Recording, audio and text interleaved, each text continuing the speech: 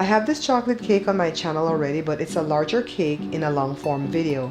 Today I'm making a small cake that will feed 5 or 10 if you're not greedy.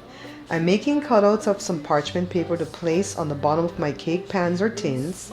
I'll be using 3 6x2 inch tins. Now let's set the oven to preheat at 350 and then take care of the dry ingredients. To this bowl, I'm adding half a cup plus 6 tablespoons of all-purpose flour. I'm not going to sift anything because I'll sift the batter after I mix it all up. Now let's add baking powder, baking soda, and a 1/4 teaspoon of salt. Sugar is truly a wet ingredient because it becomes more of a liquid when wet. But we're going to add sugar to the dry ingredients. 1 cup of granulated white sugar. Let's set aside all this and deal with the wet ingredients. Because I don't want to dirty too much stuff, I'm going to add this 1 egg to this cup and whisk. Next, some of my homemade vanilla extract, half a teaspoon. A 1/4 cup of vegetable oil. Half cup of milk. I'm using lactose free, but you can use regular milk. Now let me add half cup of water. Some people trade out the water for black coffee, but I don't like coffee, so I stick with the water. Oops, I almost forgot the cocoa powder. Let me add that to the dry ingredients. It's 1/4 cup. Now let's make a well, then add the wet to the dry and mix really well. See, this cake doesn't need any utensils but a whisk and a spatula. Now I'll strain the batter into this measuring cup. 1, because the flour and the cocoa powder tends to get lumpy. 2, because we can see how much batter needs to be divided into 3. And 3, because the spout will make it easier to pour.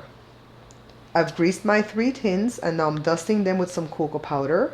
A viewer taught me this years ago. Using cocoa powder ensures that there is no white on the cakes. Let me put the parchment paper in my tins, then pour the batter evenly into each tin.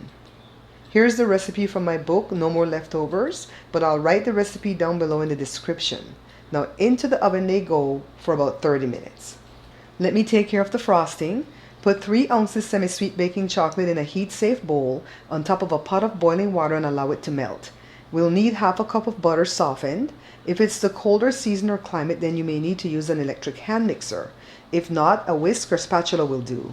The cakes have cooled for about 5 minutes, so I'm going to remove them from the tins. See how easy they came out because of the parchment paper? Now let's peel those off, one at a time. This is very satisfying to watch, right? The chocolate is melted, so let's add to the half cup of butter and mix. Now let's add 1 cup of powdered sugar. Next, add some vanilla. The weather is still hot for us here in Southern California, so the frosting is really watery. Don't fret though. I'll put it in the fridge either before or after it's on the cake. Let's set up the layers now. First cake goes top side down, then spread the frosting. I didn't put the frosting in the fridge yet, okay? It's still soft. Put a liberal amount of frosting on the layer, then place the second cake right side up. Spread some more frosting, then set the last cake right side up. Dump the frosting on top, then pull some off to the side, or you can spread on the sides first if you want. I put the cake in the fridge for about 15 minutes because the frosting was runny. Now let me grab my Cold Cuts serving tool from the drawer and use it to make a design on top and around the cake. To cut the cake into 5 equal pieces, first draw the top part of the letter Y so it looks like a V, then draw the stem. Now score a line to split the space on the right and the left of the letter Y. Cut 1 piece and remove with an egg spatula. Let me try to place it on this plate. Now you can cut the rest if you want. I don't cut all the way because the cake will dry out. I just get it started so the kids can cut it correctly. Look at how moist this cake is, guys. I can mash it with a fork. Let's get another piece. See how I cut this 1 slice into 2?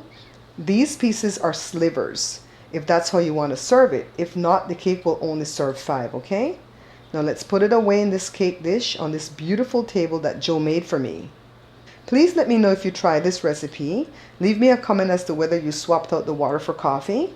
Please check out the cards above or the cards at the end to see the regular size version of this cake and a playlist of the Belizean recipes that I wrote in my Belizean cookbook that's being sold on Amazon. Until next time, I'm Barbara. Thanks for watching the Bare Pantry Show. This is the Bare Pantry Show.